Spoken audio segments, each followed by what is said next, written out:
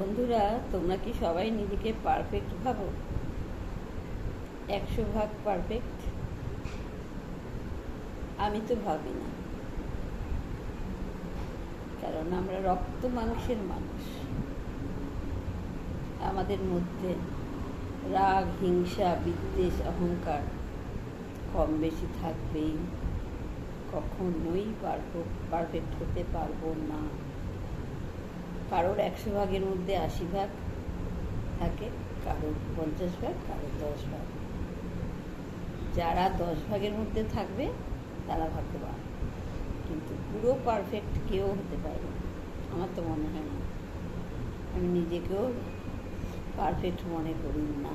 আর যারা জোর গলায় বলো আমি পারফেক্ট, আমি একদম সব কিছু ঠিকঠাক করি, আমার মধ্যে কোনো প্রবলেম নেই, মানে কোনো খুঁত নেই, একদম ভুল কথা বল। অন্যের চোখে তুমি 100 ভাগ পারফেক্ট না,